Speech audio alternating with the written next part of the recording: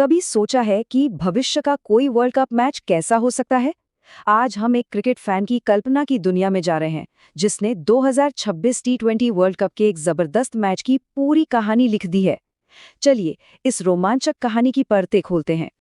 तो सीन में चलते हैं। साल है 2026। टी20 वर्ल्ड कप का फीवर अपने चरम पर है और मैदान में आमने सामने है दो टीमें। एक तरफ है पावर हाउस भारत और दूसरी तरफ उभरती हुई नीदरलैंड्स। स्टेज पूरी तरह से सेट है।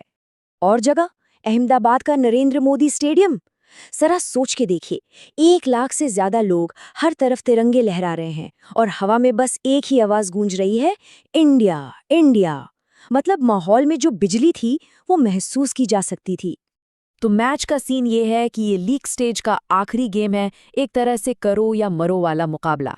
सिक्का उछलता है और गिरता है नीदरलैंड्स के पक्ष में, जो पहले गेंदबाजी करने का फैसला करते हैं। भारत के बल्लेबाज अब मैदान में आ रहे हैं।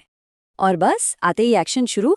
भारत के ओपनर्स विस्फोटक ईशान किशन और युवा अभिषेक शर्मा क्रीज पर हैं और उन्होंने पहली ही गेंद से ये साफ कर दिया कि वो यहाँ टाइम पास करने के मूड में बिल्कुल नहीं है। 6 ओवर खत्म, पावर प्ले खत्म हो चुका है और स्कोरबोर्ड पर नजर डालिए जरा। बिना किसी नुकसान के 78 रन। ये सिर्फ एक अच्छी शुरुआत नहीं थी, ये तो एक तूफान था। और जिन्हें नहीं पता, पावर प्ले वो दौर होता है जब फील्डिंग पर पाबंदियां होती हैं और बल्लेबाजों को हाथ खोलने का पूरा मौका मिलता है। मतलब बल्लेबाजों के लिए दावत का समय, और भारत ने इसका पूरा फायदा उठाया। और इस हमले की कमान संभाल रखी थी ईशान किशन ने। वो तो गेंदबाजों पर कहर बन के टूट पड़े थे। सिर्फ 23 गेंदों में अपनी 50 पूरी कर ली। क्या कमाल की बल्लेबाजी थी। लेकिन तभी पहला झटका लगा। अभिषेक शर्मा 15 गेंदों में 41 रनों की एक तूफानी पारी खेलकर आउट हो गए। लेकिन जाते जाते उन्होंने टीम को एक जबरदस्त मोमेंटम दे दिया था। जब लग रहा था कि भारत एक बहुत बड़े स्कोर की तरफ बढ़ रहा है, तभी खेल ने एक ड्रामेटिक मोड़ ले लिया। अचानक से भारतीय पारी लड़खड़ाने लगी। 11वें ओवर की बात है। तिलक वर्मा ने एक बड़ा शॉट खेलने की कोशिश की और अपना विकेट गंवा बैठे। और फिर अरे, अगली ही गेंद पर शिवम दुबे भी बिना खाता खोले आउट हो गए। 2 गेंद 2 विकेट। पूरा स्टेडियम एकदम खामोश, सन्नाटा छा गया। तो अब सवाल यही था, क्या यहीं पर सब कुछ बिखर जाएगा? क्या भारत इस डबल झटके से उभर पाएगा, या ये एक शानदार शुरुआत का दुखद अंत होने वाला है? लेकिन पिक्चर अभी बाकी थी। भारत के तरकश में अभी भी कुछ ऐसे तीर बाकी थे जिन्होंने न सिर्फ पारी को संभाला, बल्कि एक ऐसा काउंटर अटैक किया जिसकी किसी ने उम्मीद भी नहीं की थी। और इस वापसी की कहानी किसने लिखी? किसी और ने नहीं, बल्कि खुद ईशान किशन ने। 49 गेंदों पर 122 रन। ये सिर्फ एक सेंचुरी नहीं थी, ये तो एक मास्टर क्लास थी। एक ऐसी पारी जिसे सालों तक याद रखा जाएगा।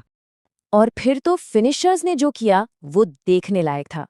कप्तान सूर्यकुमार यादव ने 78 रनों की शानदार पारी खेली। हार्दिक पांड्या ने सिर्फ 11 गेंदों में 33 रन ठोक दिए और रिंकू सिंह ने तो 20 गेंदों में नॉट आउट 54 रन बनाकर क्या जबरदस्त फिनिश किया।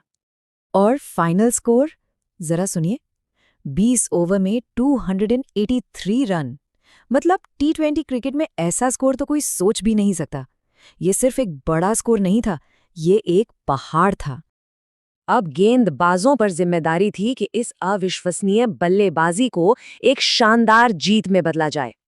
284 रनों का पहाड़ जैसा टारगेट चेस करना, ये तो शुरू से ही एक नामुमकिन सा मिशन लग रहा था।